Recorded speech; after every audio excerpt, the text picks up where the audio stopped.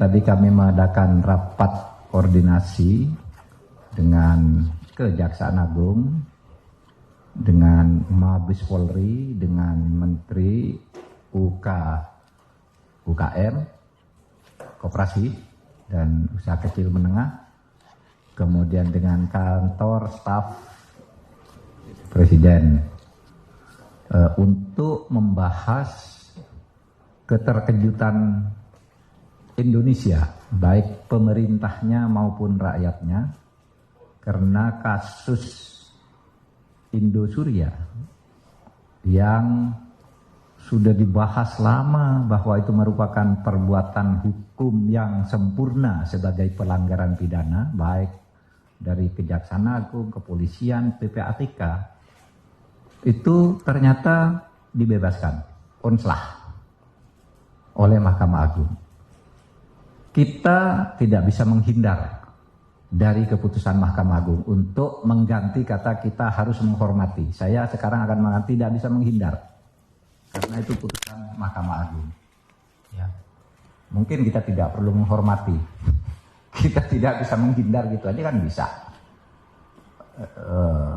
Nggak bisa apapun gitu karena itu putusan Mahkamah Agung. Karena apa? Itu dakwaannya udah jelas.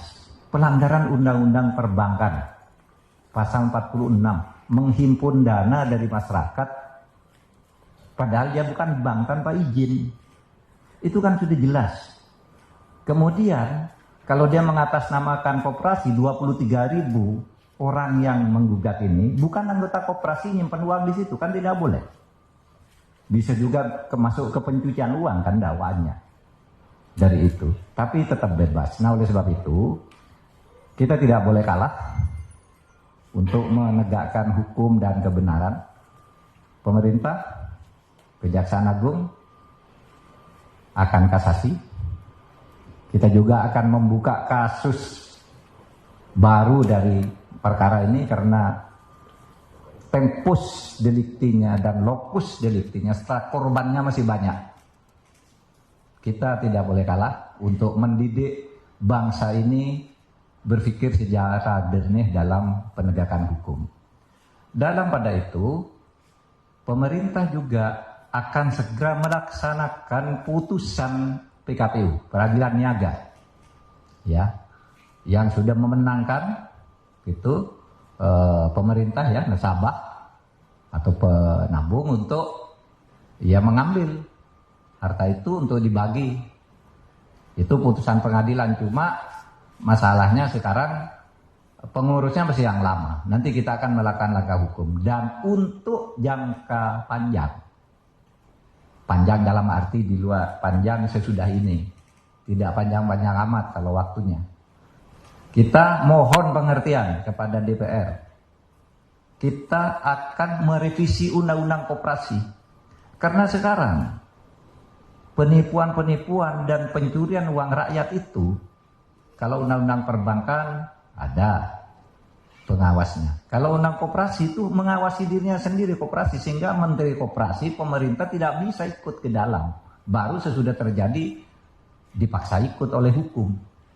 Nah oleh sebab itu mohon pengertiannya, kita akan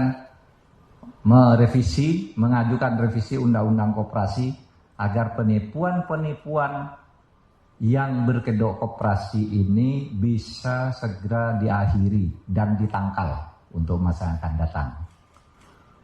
Demikian untuk kasus Indosuria. Kepada masyarakat juga hati-hatilah, jangan sembarang nyimpan uang di koperasi juga itu, karena pada akhirnya ya seperti ini, kita semua yang jadi repot karena tidak hati-hati memilih tempat nyimpan uang atau membeli saham atau apapun namanya gitu, supaya hati-hati.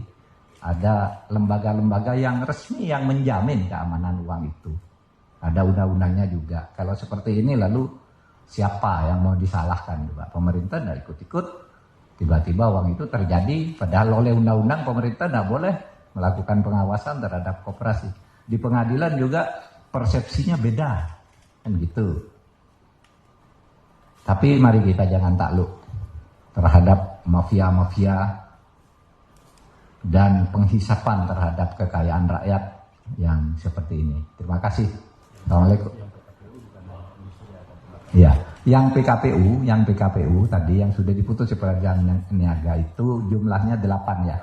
Bukan hanya Indosuria, tapi ada 8 yang sudah menang. Kita tinggal dieksekusi, hartanya diambil, dihitung, dibagi ke nasabah. Meskipun sudah pasti akan lebih kecil jumlahnya, tetapi kalau nanti dimaksimalkan perampasan atau penghitungan asetnya yang tersembunyi dan yang tidak tersembunyi, itu mungkin bisa lebih banyak.